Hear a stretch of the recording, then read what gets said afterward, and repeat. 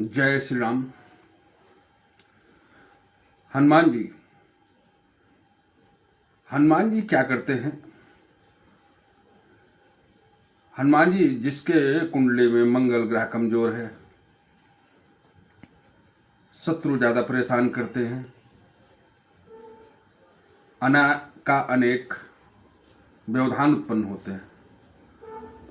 आप लोगों को पता है हनुमान जी के बारे में ऐसा बतलाया गया है कि कौन सो काज कठिन जग माही, जो नहीं होए ता तुम पाई। हनुमान जी के लिए कोई भी कार्य असाध्य नहीं है। अष्ट सिद्धि नवनिधि के दाता, असबर दीन जानकी माता। माता की कृपा का वरद हस्त और प्रभु श्री राम अपनी कृपा दृष्टि बनाए रखने के लिए हृदय में वास करते। हृदय में क्यों वास करते? हनुमान जी की मुद्रा अगर ध्यान की आप लोगों ने देखा होगा तो हनुमान जी बिल्कुल एकदम मेरुदंड सीधा और सुखासन या पद्मासन पर बैठे हुए और ऐसे इस मुद्रा में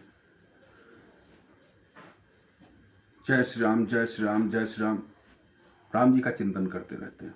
और राम जी का चिंतन कहाँ करते हैं? हृदय में। मस्तिष्क तो तब काबू होता है जब व्यक्ति का हृदय सही होता है। हृदय जिसका सही नहीं है उसका मस्तिष्क बेकाबू हो जाएगा।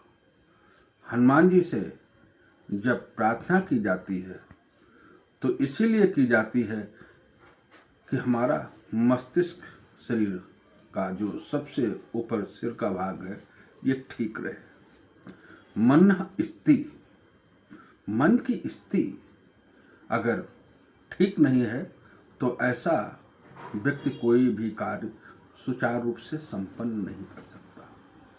इसलिए हमारे सनातन धर्म में मत्था टेकने का विधान है, साष्टांग प्रणाम करने का विधान है पुरुषों के लिए, अर्ध साष्टांग प्रणाम महिलाओं के लिए है। मगर अब तो कोई साष्टांग प्रणाम की जो परंपरा है वो लगभग विलुप्त हो गई है। साष्टांग प्रणाम करने से होता क्या है? साष्टांग प्रणाम करने से जो नाभि है इसका दबाव होता है, हृदय पृथ्वी से मिलता है और मस्तिष्क पृथ्वी से टच करता है। ये तीनों का जब सामंजस्य हो जाता है तो नाभि अमृत कुंड जागृत होता है, आत्मा शीतल होती है, मस्तिष्क में उच्च विचार इस प्रक्रिया के बाद आते हैं। इसीलिए साष्टांग प्रणाम करने की जो परंपरा है सनातन धर्म में, परंपरा जो प्रणाम करने की है उससे लोग कहते हैं कि प्रणाम करने से परिणाम बदलता है। इसी प्रक्रिया को ईश्वर के साथ अगर हम लागू करते हैं, प्रणाम करते हैं तो हमारे परिणाम बदलते हैं। नहीं तो नहीं, परिणाम ऐसे नहीं बदल सकते। तो आपको क्या करना है? एक जगह शांति से बैठना है। मंगलवार को हनुमान जी का ध्यान करते हुए ओम रामदूताय प्रगट पराक्रमाय सर्व शत्रु निवारणाय बुद्धि वर्धनाय श्री अंजनी पुत्राय नमो नमः। इसके अगर जप करना है तो 5 बार, 7 बार, 11 बार, 1 माला, 3 माला, 5 माला इस तरीके से करना है। विषम संख्या में करना है। इसका जप करने से धीरे धीरे हमारे अंदर ऐसी चेतना जागृत होती है जो हमारे शत्रु हमारे पीछे पड़े रहते हैं वो स्वतः ही हनुमान जी की कृपा से अपने कार्य में सफलता नहीं प्राप्त कर सकते, अर्थात इस चीज को जपने वाले का शत्रु पराभवता को प्राप्त होते हैं और उसका नुकसान नहीं कर सकते, अनिष्ट नहीं कर सकते, क्योंकि हनुमान जी जिसके रक्षक हैं उसको कोई परेशान नहीं कर सकता। हनुमान जी तभी रक्षा करते हैं जब राम जी की जय घोष के साथ मर्यादा का अनुसरण करेंगे। हनुमान जी की भक्ति आसान नहीं है। हनुमान जी की भक्ति करने से व्यक्ति के अंदर आत्मबल मजबूत होता है।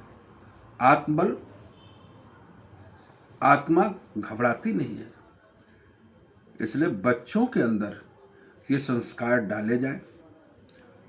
मंगलवार को कम से कम प्रसाद जरूर लगाने जाएं। हनुमान चालीसा पढ़ने की आदत डालें और विनम्र भाव से आरती में, प्रार्थना में, किसी प्रकार की अगर वहाँ देवालय में आरती हो रही हो, प्रार्थना हो रही हो, तो किसी प्रकार की उच्छृंखलता न करें।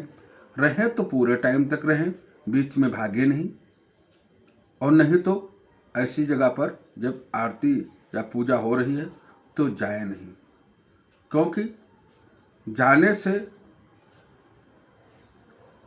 अच्छा परिणाम होता है, मगर वहाँ किसी प्रकार का भगवान की आरती हो रही है, भगवान की प्रक्रिया हो रही है, भगवान की आरती प्रक्रिया के दौरान किसी प्रकार का व्यवधान डालने से भगवान की कृपा प्राप्त नहीं होती।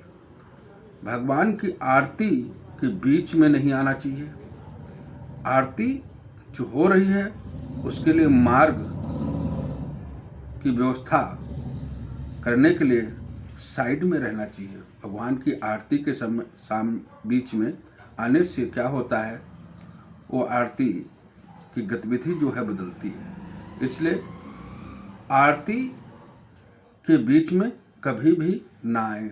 भगवान के बीच में आरती करने वाला और भगवान की प्रतिमा, ये दोनों का सामंजस्य उस समय चलता है, और जब सामंजस्य चलता है तो व्यक्ति भगवान की आरती करने वाला भगवान की तरफ लीन होता है। और जब लीन होता है तो शास्त्रों में ऐसा बताया गया है, अगर कहीं भक्त परेशान हो गया तो भगवान फिर उसके ऊपर अपनी कृपा दृष्टि नहीं करते। इसलिए जो हनुमान जी की भक्ति करना चाहते हैं, इस प्रक्रिया को अपनाएं, इस मंत्र का मन में जाप करें और किसी प्रकार का देवालय में जाकर के ऐसा कोई कार्यकलाप न करें जिससे वहाँ की गरिमा भंग हो। बार बार हमने कहा, अन्य क्षेत्र कृतम पापम पुण्य क्षेत्र विनश्यति। अगर दूसरी जगह पर कोई हम पाप करते हैं तो भगवान के पास आकर के कान पकड़ करके माफ़ी मांग लेते हैं, और भगवान के दर पर ही, भगवान के स्थान पर हम गड़बड़ी करेंगे, कोई वैधानिक प्रक्रिया करेंगे तो उसका निराकरण कुछ नहीं होगा। उसके परिणाम जो है बहुत विषम स्थिति में भुगतने पड़ेंगे। इसलिए आप सभी का मंगल हो, आप सभी का कल्याण हो। ऐसी प्रक्रियाओं को पालन करें। समय समय पर वीडियो के माध्यम से हम जानकारी देते रहेंगे। आप हमारे चैनल को लाइक करें, सब्सक्राइब करें, शेयर करें, और जय श्री राम, जय हनुमान जी।